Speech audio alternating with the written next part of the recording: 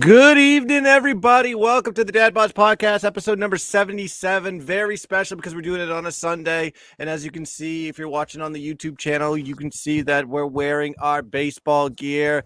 And we have a special guest at 40-year-old Vision on Twitter. The John Olerud hat is just distracting the shit out of me. I've made that. I think I made the joke on purpose last year. Oh yeah.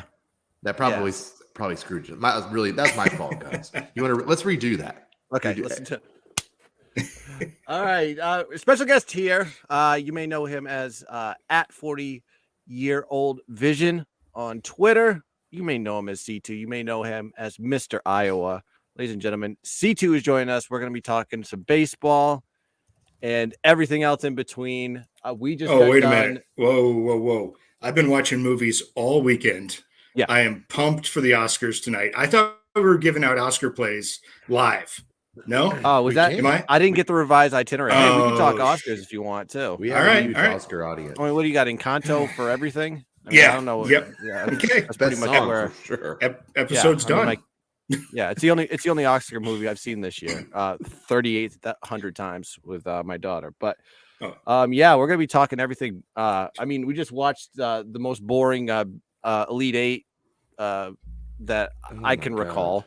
And now we're going to go and we have baseball coming up right around the corner. I mean, it's just jam-packed with sports. Man, are you guys even ready for baseball? Because I'm like, oh, wow. It's like I still have 3 games of college basketball to do before I even get my brain around baseball. So got to make money before we start spending it. Yep. I know C2's answer is yes, he's ready for baseball. He's ready to go. He's got notes. His primary focus. That's why we got him on the show. But man, I'm ready. Mm-hmm. But I know you college basketball guys, it's hard to flip the switch because there is no break at all. It probably takes me 2 weeks. I mean, once you go into the season, it probably takes me 2 weeks. I see like a rotation of starters, maybe twice, you kind of already have the feel of where the team's direction is, at least early on. You know, things change as the season goes along, but that's baseball. Yeah, early season is weird. Do you cap early season different than mid-season C2, or are you pretty much absolutely full go? Yeah, especially with the weather in the parks. Normally you're starting late March. Got to get the sponsor in. Show the label. So we'll get to the sponsor in a minute. She's out. Okay. All right. Good. Yeah, gotta make your money. This is not a sponsor. Oh, okay. All right. No, I'm just kidding. I do. I look at about the first 3 to 4 weeks, maybe in the first month, you've got 40-degree weather, you've got wind, you've got rain, you've got snow. Those make a huge difference. Occasionally you'll have that in October, but not as much. And everybody's warm and ready, and you're playing the best teams by the time you get there. So it's a little bit more selective. You have to go with the pitchers that you've really, the DeGroms, the Coles, the Scherzers. Those are the ones that you're really focusing on because you've got some rule changes. You've got some things they brought back from last year that I hate. You've got the National League DH. Bringing that up. So let's go over those. Let's go over those in a whole as a totality real quick. So as you guys know, new collective bargaining agreement equals new rules for the next 4 years. Yeah, is that right, C2? Yep. Something like that. Yeah, so okay, we'll go. Tell everybody what changed and what you don't like about it. I like an expanded roster for the first 4 weeks. I think it's at 28 or 30. It's a couple extra players. So should be able to go a little bit deeper, maybe get to see some guys that you'll see later in the season, but a little bit earlier. I love that the doubleheaders are back to 9 innings. Those 7-inning doubleheaders, just not a big fan. Terrible. You still had a first 5 that was 5 innings, but then you had a full game that just kind of threw everything off. So you were able to go deeper with starters, but sometimes those ended up being bullpen games. I'm still not a fan of bullpen games, but that isn't going to change. They banned the shift, which should actually that to me is other than the universal DH, which is a rule change as well. the shift thing to me is the biggest. That's going to be especially when you play in a division with the Rays. Yep. Yeah. Right. It's amazing at how first you have to be able to hit a 95 mile per hour fastball, but those that can, can't move it around the field. And that's always been disappointing to me. So I know, the first challenge is hitting it. The second is actually moving it to where you want it to go. But it is shocking at how much the shift impacted defense. So looking at overs this year, especially with the shortened spring training, you don't have as many rotations. You don't have as many innings for your starting pitchers. They're probably not going to go more than 4, maybe 5. There are going to be a few guys. Scherzer today went 6, and I think he gave up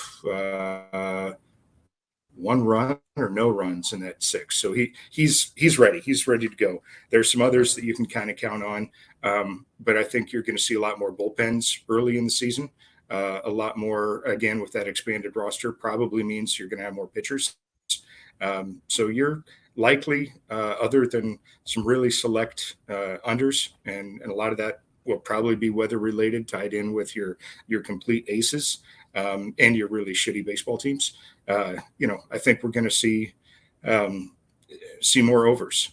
What I hate them bringing back is ghost runner on second. It's supposed to be because we're starting late in the season, or later in the year. 7 games late, 7 days late, I don't see as a big deal. So but, that threw a wrench in things last year. What's the thoughts of that excuse of starting late? So to limit the number of innings pitchers have to go, to give everybody a good rest. They've promised it's not coming back in 2023, but I was disappointed to see it come back for this year. Okay. There were several that we had unders on late that went over in the 13th, 14th inning because they were adding 1 run or 2 runs each of the 10th, 11th, 12th, and all of a sudden you had a 1-1 game turn into a 9-6. So. Mm-hmm. Yeah, it was. As a fan, I kind of like the ghost runner because it speeds it up. It kind of makes it more fun. As a bettor, I don't think I benefited from it. I could be wrong. No. I mean, you think of a rule change and you always think about the time it screwed you. You don't think about the time you won because of it. But what do you prefer on that rule change? Do you like to be the away team or the home team? Who has the advantage? Oh, absolute home. I think always will. The one benefit to a side better was you hit a home run, you win by 2 runs. You cover that 1.5 instead of covering by 1 and losing. So money line didn't matter. Is he cutting out? Yeah, he's cutting out a little bit, guys. Under better. Am I? No, yeah, you're cutting out there. Yeah, use this time to kind of give everybody C2's Twitter profile, and then maybe he can tell everybody real quick about what his service is that he offers. I mean, you can go check him out on. I don't know if it's a different a server than what you normally do, but if you want to go check him out, you go to his Twitter at 40-year-old vision. He is a guru. He's got analytics of totals for the most part. If I'm not mistaken, that's kind of his niche. Yes. And what he focuses on, and then he utilizes that. Clear transparency tracks all the way through the season. But I mean, that's where he's known for is the totals and tracking that and having a high hit rate. I don't know if I'm doing a justice. If you want to promote yourself a little bit there, C2. Can you hear me again? Yeah, you're good. Yeah, you're better now. Okay. Didn't realize that I was cutting out. So no, they've been doing this. This will be 9th season. Came on in 2013. Have had only 1 losing season last year. Very disappointing. It was down 18 units, which was about I think 15, 16 games. So I analyzed it, and I get one game flipped every 2 weeks. I have a five unit profit. It's a margin. It Right. is such a fine line. It's still above 500 at 51.6%, but that doesn't make money when you've got 15-cent, maybe 20-cent juice.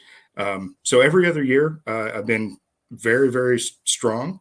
It's something that I really decided to focus on rather than going after sides, and it takes the emotion out of it. I'm a Yankee fan. I can bet Yankees overs and unders and still root for the Yankees.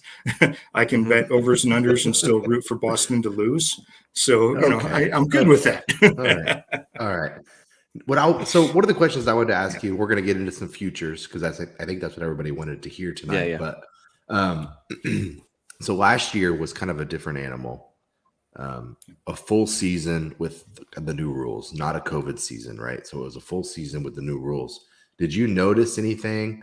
Like, can you pull up your totals and see like the totals were like a run higher than they were the year before because of that, like overtime or the extra innings rule?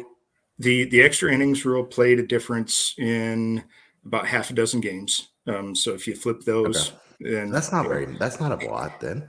It's not. Well, those are the ones that I played. You can't. I need to look and see, because I did track every game, but I need to go through and look at every one that went into overtime, extra innings. Right. So it played a part, but you change 6 games, that's a 12-game swing, and that's the difference between making money and not making money. Well, now you have the universal DH, which should warrant more overs, but the overs are gonna adjust. They're gonna adjust the totals though to what do you guys think it will adjust by? Guns, do you think you'll see a lot more 7.5s than 6.5s this year, or what's the usually isn't the standard like 7.5, 8? Yeah, and then you add the DH, you're probably going to go up like a half to a run. I would think it's going to be like an 8.5 or 9.5. We saw very few 6.5s last year. You saw it with like the National. You used to see 6.5s like 3 or 4 years ago all the time. Oh, you did. Right. But you didn't have extra inning. You didn't have pitch timing. You didn't have you didn't have your starters. Or your bullpen starters for the game, 1 inning guys, 3-4 years ago. Right, the opener thing wasn't a deal. Right? Doing it. Yep. Yeah, but that was, and then now everybody kind of has, or at least you have bullpen games every 6 games. Yeah. So there is. I do think that you're going to see 8s, 8.5s a lot.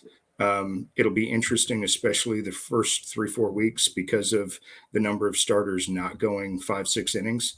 And, we're not seeing that many starters go 5-6 innings anyway. But the really strong ones, maybe we're going to see them go 4 or 5 for the first 3 starts until they're and then they'll come in and do their 6-7 inning. Yeah. That's important to consider too, because you have to understand, it's like they didn't have like a full season of spring training. So these guys aren't going to be going 6 or 7 innings deep right off the bat. They're going to kind of transition those guys in 3 or 4 innings and then just go to the bullpens. Yeah.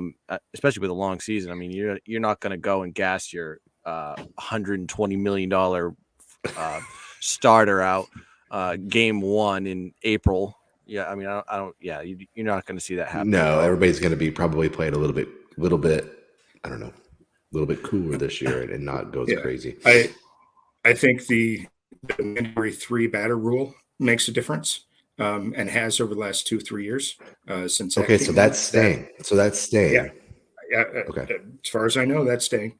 I think they talked about reducing the pitch clock. But I don't know if that was finalized or so not. That's not finalized, but they have done a pitch. I think they're going to keep figuring that one out, maybe for next year. Okay. But I mean, was it like 15 seconds or something? Like it was a pretty low number, and I was like, really low. And I never saw anybody get penalized for it, so I'm not sure. You're no, not. I don't think they enforce it. I never saw it enforced that they had like a guy, shot clock violation or whatever it is. I mean, it's kind of like they enforcing the guy like standing out of the, not getting out and adjusting his batting gloves kind of thing. Yeah. They're still the two things that I wonder and be difficult to evaluate is last year it became public that there were two different sets of balls being used because of COVID manufacturing. You had, and then what they came out and said, at least the rumor, was the tight balls went to, or the light balls, I forget which one, went to the better teams playing, and the other ball, so the better teams were getting the ball that gave them more runs. The worst teams were getting the ball that gave them less runs. They've also talked about putting humidor in every major league ballpark. So at least I want them to have the same ball at every single ballpark. That's all I ask for. Is even the playing field. Yeah. How is that even any way to get an advantage? It's no different than banging on a trash can, calling out signals. It's the same shit. It's just different. The teams didn't know it. Stuff. That's the problem. Yeah. Well, the away teams didn't know. Who's keeping the balls? The home team? There's probably no way. But the home team. There's no way to visibly tell. It's the core. It could just be some bullshit. There was supposedly there was those that were made pre-COVID, and they still had some left. And then because of COVID, they were not able to make as many as they needed for the season. They mixed the two, but they still had them as separate buckets. So one set would go to one set of teams and another set would go to another set of teams. And my problem is I can't absolutely analyze that because I don't know the truth on which balls went where, but I have no doubt that it made a difference. So just use the same damn ball. So I guess, the important thing now is just take a look at the rules. And then I think the only way you're going to actually see how they affect play is that first week or two and see how it affects totals, how it affects run lines. Are things going to be different in the later innings than they are in the first five, that kind of thing. Go ahead. With the expanded roster, you are likely, if you do have short starters, you've got more pitchers to come in and they can go through just one inning and get out. So, if you've had a good bullpen, then maybe you're looking at, all the runs you get are the first 5 innings. Everything else you might add 1 or 2, but that's about it. So it'll take about 3 weeks, 3 rotations. Yep. The bullpen is the key. And that's why I was so surprised the Braves won last year, because I didn't think they had a great bullpen, but they got hot. No. It's just, they got hot at the right time. And obviously won it all. Let's get into some futures here real quick. We're going to break down, but before we get into the division rankings. Yeah. Before we get into the futures, let me just do the quick ad read for the boys that pays the bills. This podcast, as you know, is sponsored by Viva Tequila Seltzers, and you see Pun has it in front. It looks like he's got the watermelon one, which is my favorite. Yes. But we're going to do a quick commercial, and then we're going to go right into the futures. This podcast is sponsored by Viva Tequila Seltzers.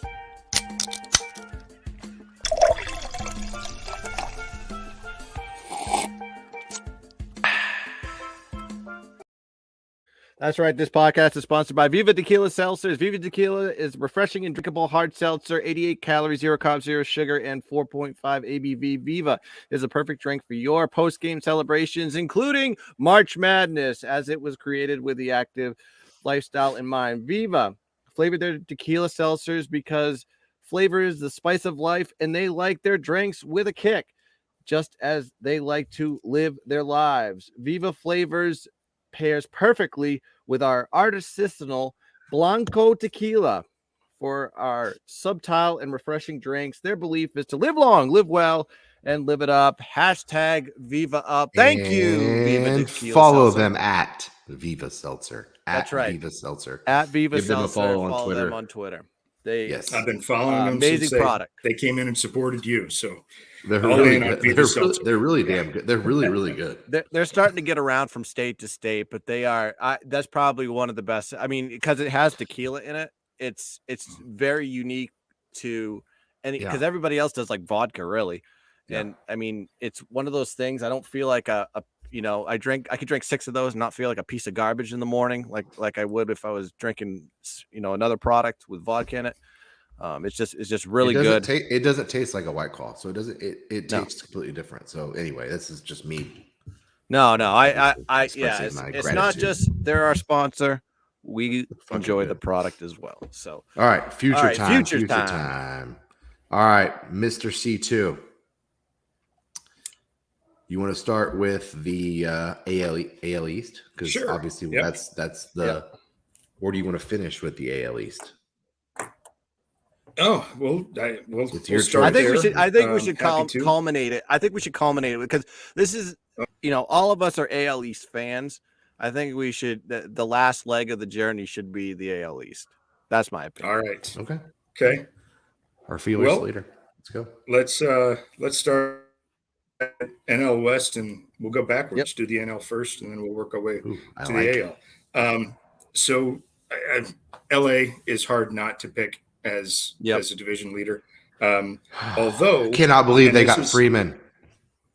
They did. Yeah. They didn't go down at all.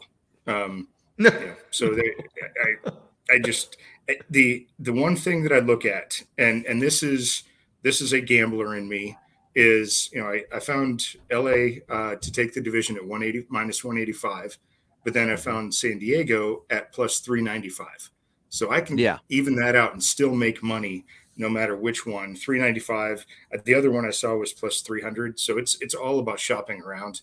There are 4 books that I'm going to be using for my totals this year. But I'll share those. No need to advertise on here, but I'll share those with anybody that is going to be joining me. But the big thing, I think San Francisco is going to have a drop off. They lost some of their good hitters. I think last year was more of an anomaly on them coming out. Teams, specifically San Diego being healthy, should be able to battle a little bit more. I love Colorado. I have them at 3rd place behind San Diego, and one of my top season win totals is over 68.5 for them. I think that Bryant is a huge addition. And they picked up a couple of pitchers too. So Arizona, I go through and I have San Francisco under 86.5, San Diego over 88. LA, again, shopping around, one book had over 97.5. Another book had 100 under 100.5. That's a 3-game that's a big difference, middle. That's mostly I saw 1-2 game differences. That was the biggest difference I saw. And when it comes down to the end of the season, 3 games is huge. Well, and that 100-game threshold is pretty big because you don't see a lot of teams cross that. Right. And if anybody's going to do it, it's going to be the Dodgers this year, just with their lineup. And they hit 104 wins last year, because I think I lost the under just by a game or 2, and that was with San Diego not being healthy. That's with Colorado, not having. I didn't think they were as good last year. Now San Francisco did have quite a few games on them, so I don't know, that 97.5 to 100.5. I might try to middle that. Colorado was a bad team last year, if I remember correctly. They were. Yeah, they were. So they were Colorado, and I want to. They were competitive. They're always good. They're always good the first. They're always really good the first month of the season. Yeah. I don't know why. There's something to watch. They're always a live dog, and their totals are always 11 or 12. Well, this year you got to think, West universal DH. That's going to be what are those totals at Coors going to be? 13, 14. But I'd wait till May. I'm looking at a lot of Colorado unders just because of how cold it'll be. It dry in April. So we'll see. But yeah, once summer hits, absolutely, start raking in the overs. But they came back to earth a lot last year. They had 13.5, 14 run games at least on the early totals, that stayed under. And I think the books were starting to adjust, was seeing, hey, any game at Colorado is going to have 15 runs, and it just didn't happen. So NL West, you like placing a bet on the Dodgers and the Padres, if it makes sense with your odds that you get. Yeah, otherwise, either one of those. If I weren't hedging with San Diego, I probably wouldn't even. I hate to put minus money on a season-long bet. It just unless you're really, really, like a Colorado over 68.5. I've got a couple other season totals that I'll pay 10, 15 cents on. Yeah. So for the format for this show, why don't you give your obviously your future bets for the division, and then your favorite win total for the division. Okay. That way we can kind of. Sure. So Colorado over 68.5 would that be your favorite one for that, or would you like the Dodgers better? Yep. Okay. No, I like that one too. I will probably middle the 97.5 to 100, but I like Colorado over 68.5. Okay, I like that too. So I think that's a good way to talk about this. I think that team just tanked so bad last year, and they actually they improved from free agency. That team will not have back-to-back seasons where they're in just full-blown tank mode. That's a good take. Yep. Really good take. And I think a lot of people see what happened last year and not take that. They'll take the under, not the over. Right. Yeah. Now, NL Central, I know Milwaukee's the favorite. I have St. Louis at a plus 225 for the division.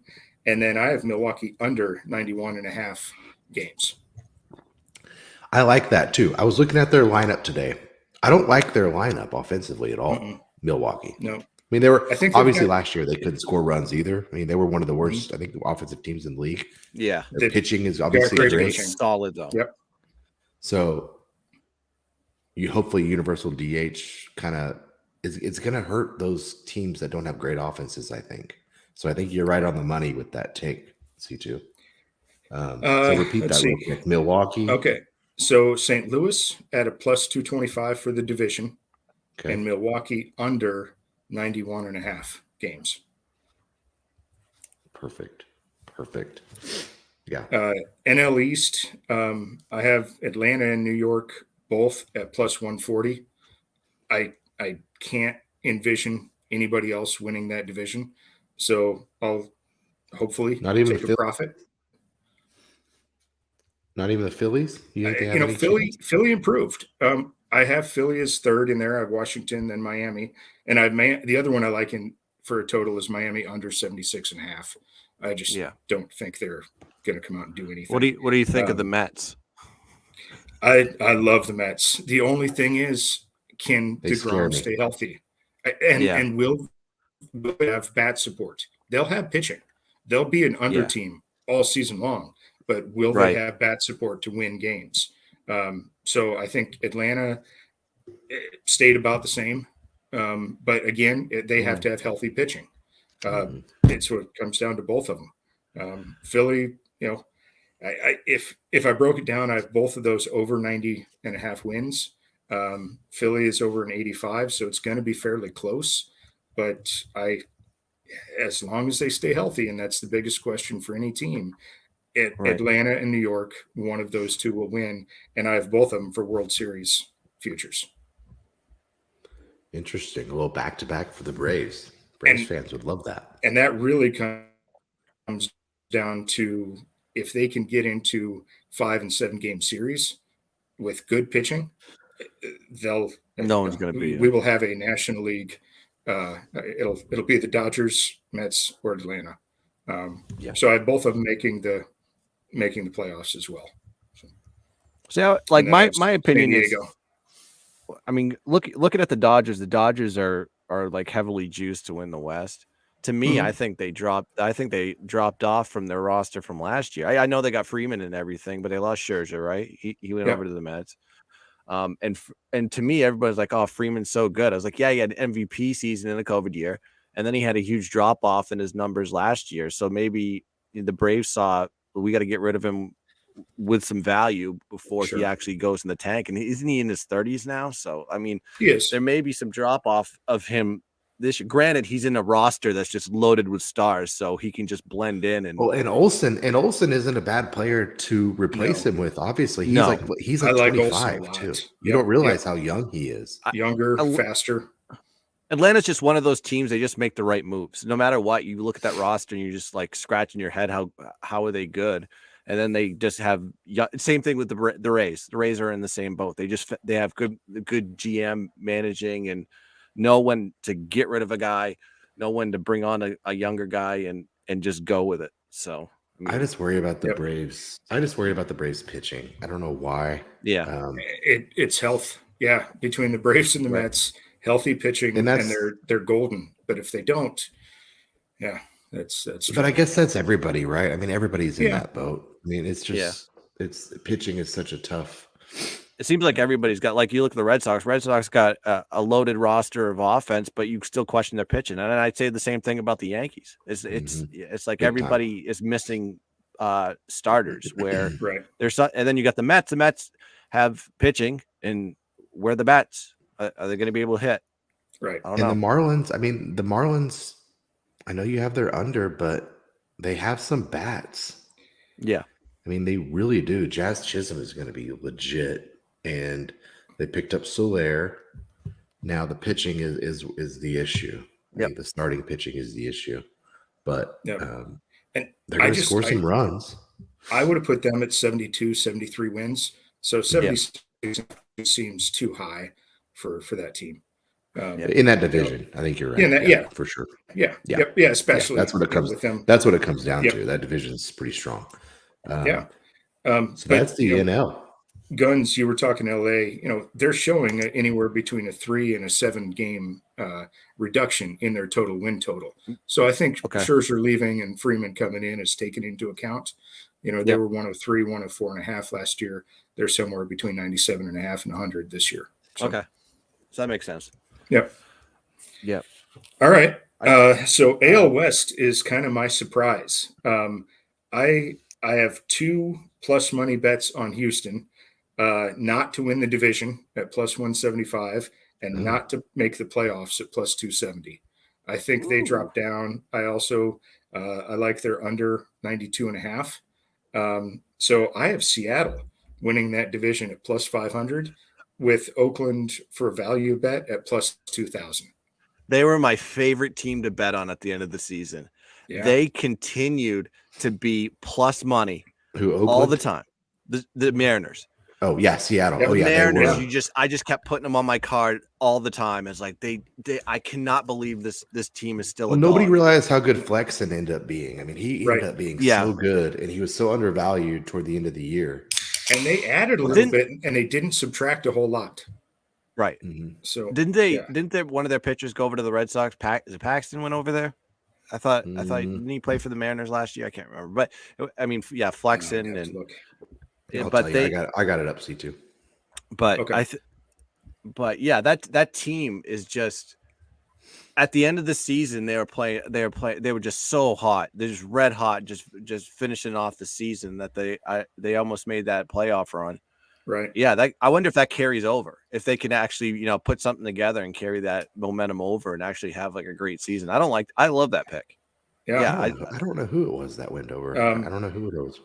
So there are 3 totals I like in that division.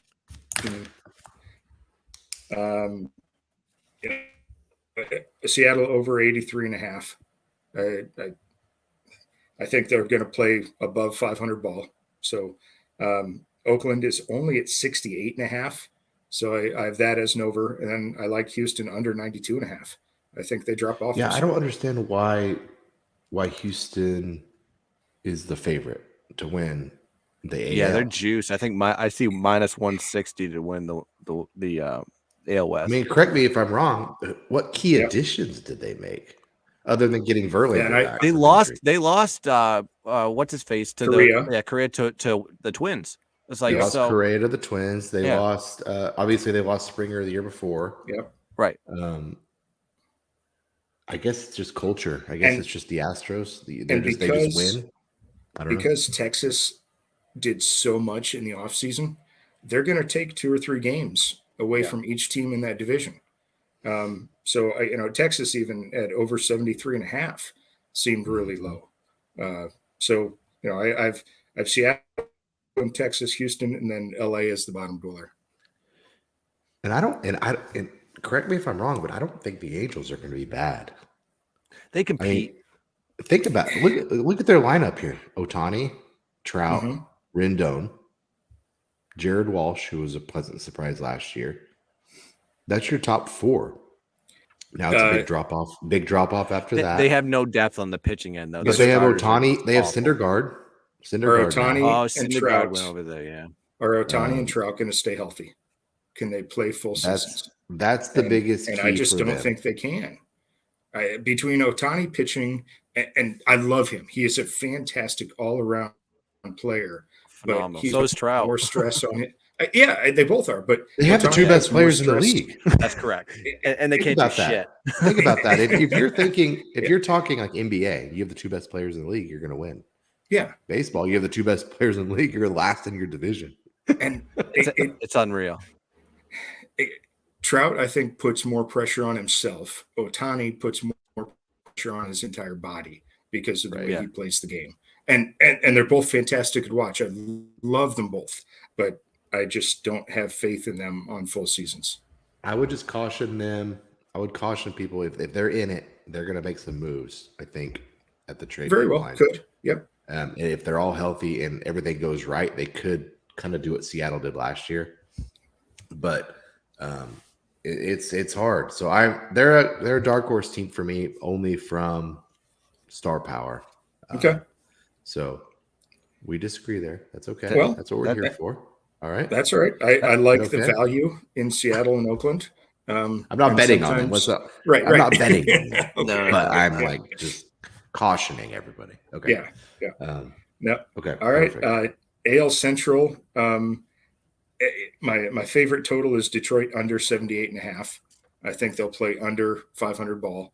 And then I have the White Sox as kind of a runaway. They're just Minnesota got better, but I don't think they're close enough. Cleveland and Kansas City are just middle of teams. Minus 200 to win the division or 180 to win the division. I'm just not interested in laying that. This is another one that had a 2-game spread, over 91.5 at one and under 93.5 at another. I don't know if 2 games is enough for me to want to play into that either. So I think the only big central play I'll have is Detroit under. It's going to be weird seeing Baez as a Tiger, right? Yeah, I think he fits that well. My first game I ever saw was at Old Tiger Stadium in 84. 85. And it was against the Brewers, and it was Trammell and Whitaker and Parrish. Cecil Fielder? Cecil came later. Yeah. When I think Old Tiger, that's the only thing that comes into my mind. Yeah. Cecil I remember seeing Trammell playing when I was like 7 or 8. Yeah, I remember. Yeah, I've got a few years on both of you, so but it was Molitor was playing for the Brewers. And that old stadium was just absolutely amazing. So it's kind of fun just seeing anybody in a Tiger uniform because it just brings back memories. So Baez over there, good for him. Yeah, it's gonna be weird even not seeing the Indians out there. We're gonna see the Guardians. So it's almost like you're watching an expansion. Yeah, I will make that mistake for sure. It'll be Cleveland. That's going to be difficult. Yeah. I've got to change my spreadsheets to say Guardians. I haven't done it yet. I spent a few hours today putting in about half the year, and just every time the Guardians came up, I had to pause. So I'm seeing are the Guardians like plus 1100 to win the Central? Probably their total win total is 75.5, and then you've got Detroit at 78.5, Minnesota at 81, and Chicago at 91. So they're looking to come in at or below Kansas City, and I think Kansas City I saw at 75.5 and 76.5. It's the worst division in the league, right? Yeah, absolutely. We can all agree on that. Kansas City might be kind of fun to watch with that rookie. Yep. What's his name? Bobby Witt. Yep. But And Kansas City is getting better, but you're right. The White Sox are the only team you can actually bet probably on. I think so. Division. Yeah. Right. Then we end on AL East, and I have three teams coming out of the AL East, similar to last year, making the playoffs. I think you have the White Sox. You have one from Central, one from the West, and then I have Toronto winning that. I have New York coming in second and Tampa Bay third.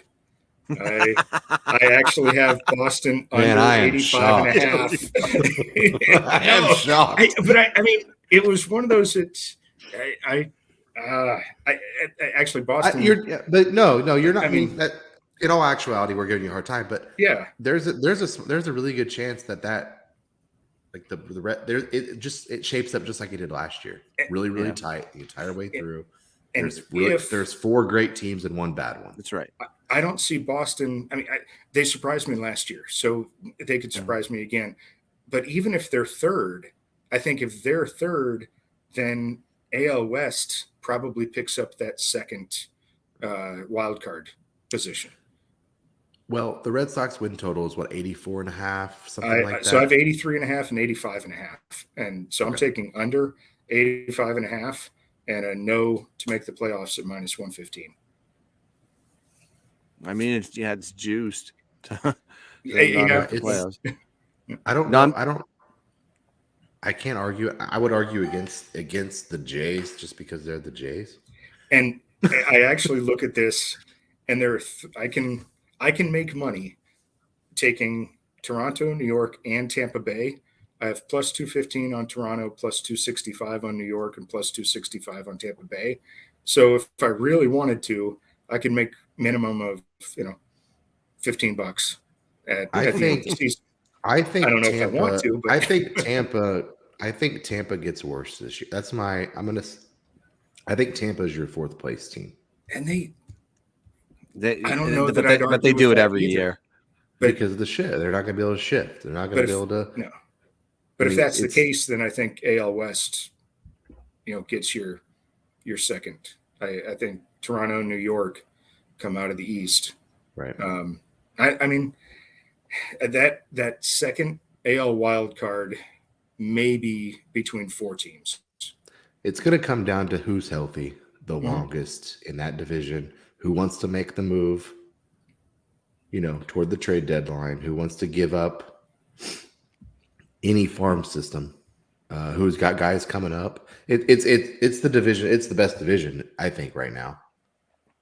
You always get value on futures betting the Rays, and but it used to be the Braves too. You used to be able to just take them to win the World Series and take them win the division, or take them win the AL, NL, whatever. I mean, I'll always put a little bit of money on the Rays just because it seems like every year, it doesn't matter who they lose, that they're always in the mix at some point. And if they can actually get to the playoffs, they're a problem for anybody. It always works out that way. So is the expanded playoffs in effect this year? Is it 12 teams? I didn't think it was this year. But if you could check that, I might be wrong. Let me check that. If it is, but it's hard to keep up with it all. It wouldn't make a whole lot of sense based on the odds I was seeing on to not make playoffs. Yeah. Yeah, I would lean no. 12 teams. Yeah. Is it 12 this year? Yep. And you're getting the Sox at -115 to no? The 2022 playoff will include 12 teams instead of 10. Wow. Okay. So the 1 seed, I got it right here. The 1 seed is the best overall record. And then in the 2 seed is the second, 3rd is the 3rd, 4 through 6 are the next. The top 2 seeds get a bye. I did not catch that for this year. Mm-hmm. Well, so you're looking at a different, probably a tough year, one of the toughest year to win the World Series. But that throws a wrench in things. I mean, that's okay. Houston as a no and Boston as a no were the only two that I took not to make the playoffs. So you get one extra Yeah. team versus last year for each side is what it boils down to. Okay. Well, I don't know that plays a whole lot. And there's no like of that one game playoff anymore. Is it the wild card? Like the wild card round will be 3 versus 6, 4 versus 5. Okay. Wow. And I don't know if it's is that a 1 game or a 3 or 5 series? That's a 3 game. I think it's a 3 game. Okay. And then it moves straight into 7 after that. Does it say where those 3 games are? Are they first 2 at home, last 2 at home? All 3 at home? Hold, please. Okay. So while you're looking at that, my World Series, I found Toronto at 1,100, Mets at 1,200, Atlanta at 1,400, New York Yankees at 1,500, and I found an anomaly with St. Louis. I saw them at 2,200 and 2,500, and then one book had them at 3,500, so I had to take them. Wow, 35-1 for the team was in the playoffs last year. And shoot, if they don't win the Central, I still maybe they're that 6th team, and I have faith in St. Louis to at least make a run and then hedge off at 3,500. Yeah, I think St. Louis is a nice team to bet on this year. I mean, it's value. I don't think there's any value taking the Brewers. No, because I'm sure a lot of people, but I mean, a lot of people were high on the Brewers last year to win it all, and that didn't happen. Yeah, their bats really just scare me. I think their pitching is going to be fine, but I don't trust their bats. Is Cincinnati going to even compete? I have Cincinnati and Pittsburgh both under their totals at 73 and 65. So it kind of depends on what happens with Chicago. Can they? Their total is 74.5, but do they have enough to play 500 ball this year? And they're playing the AL East. That NL Central is playing the AL East this year. So AL East has the opportunity to beat up on Pittsburgh and Cincinnati. And Baltimore, I think, is even. They're just going to be. They're going to be. All right, here's your answer. Here's your answer, real quick. The higher seed hosts. Okay. All 3. Or all 3. They're just okay. I think it's all 3. So it's all home. Yeah. Don't quote me on that, but I think from what I'm reading, and then there won't be a tiebreak if there's a tie at the end of the year. There'll be some sort of a tiebreaker, so you won't have a 163rd game. Okay. If it's necessary, there's already a prearranged tiebreaker. We'll follow up on that to make sure it's right, but I think that's right. Either way, it's going to be a lot more baseball, which I'm not going to argue against. Except that my numbers seem to go in reverse once the playoffs start. I'll play the first 3 games and then I'll just give up. I know, right? Done. Yeah. So to recap here, NL West, you like the Dodgers, Padres. Yep.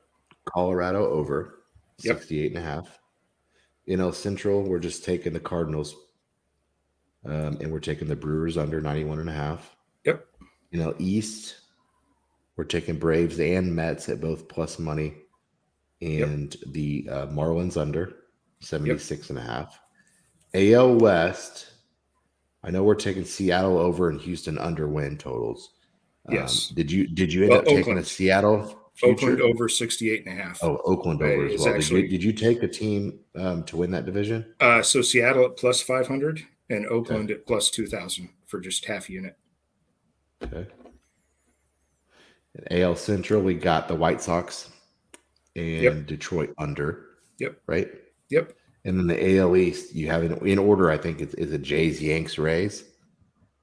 Yes. How you think they're going to finish? And who did you bet on in that division? I've got them Yankees over 90.5. And then I'm still deciding. And then I had Boston under 85.5. Yes. But I'm still deciding whether or not I go Toronto, New York, and Tampa Bay and end up with a an expensive beer at the end of the season. Well, okay. So we got the divisions wrapped up. Who's winning it all? Who's in the World Series? Who's facing off? I'm going to go with Toronto and the Mets. I have Toronto at 1,100, Mets at 1,200, and I do have Atlanta at 14 and New York Yankees at 1,500, and then St. Louis at 3,500. Then I can hedge out, second round of the playoffs. I like it. I like it a lot. All right. Blue Jays, Mets. Tell everybody where to sign up for your picks, how they get them, how much it costs. Find me if you have any promos going on. Yeah, no. Find me at 40-year-old Vision. For anybody that's it's hard to say, isn't it? I know, yes, it is. And I'm even reading it. Damn it. So at 40-year-old Vision, it's $600 for the season for any new subscribers, and that includes a 5-unit or $500 profit guarantee. So, which unfortunately I ended up giving out last year. I hope not to, but the goal is to be, somewhere on that 20 units at the end of the year, which is pretty even for what I've done every other season. And if I don't, then you're pretty much getting, 5 of your 600 back. So it's a good deal. Yeah. Just sign up before April 6th. Yep. And how do you deliver your plays? Do you do it by email or on Twitter? So no, I'd have a private Twitter group, and I'll be releasing them this year about 2 hours before, at least 2 hours before the first game of the day. One of the problems, or one of the challenges in the past, was I'd release them between 11 and midnight my time. Not everybody was up. Some people were even have some overseas players that was in line changes and everybody's mad. Line change, exactly. Yeah, right. So what I'm going to do is I'm going to put those out after any lines have changed, and hopefully it's a little bit more consistent for everybody. I hate that I potentially lose some value, but I should also not be having pitching changes as much as I've seen in the past if I'm doing it day of. So hopefully that'll be a positive for everybody, and we'll have another really strong year. Very cool. Very cool. Well, hopefully we can work in tandem together. We talked a little bit behind the scenes last year on some stuff. Hopefully I can get up to your level on totals, but and my dad Bodds record has been phenomenal. So I might if he comes on the show and he makes a play, tail it.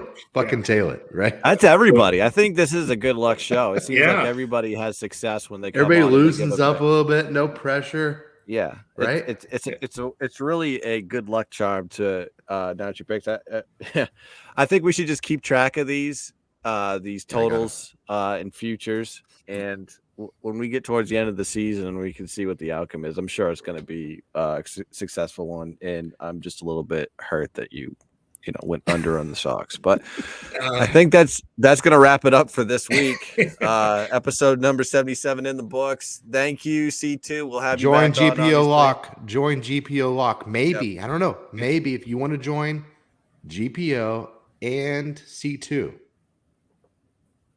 maybe we'll put together a deal. Absolutely, put together a deal. Tag us both. Ask. Maybe we can give you a little discount. Maybe we can get you on both totals, money lines, and the chase model at the same time. Maybe a lot to bet. And next Sunday we should have some opening day numbers and games placed. Yes. So CT will be back next Sunday for part 2. Take us out, Guns. That's going to do it this week. Thanks for joining us for episode number 77. Till next time, cash those tickets. Go freaking Duke. Win the goddamn national championship. Till then, peace.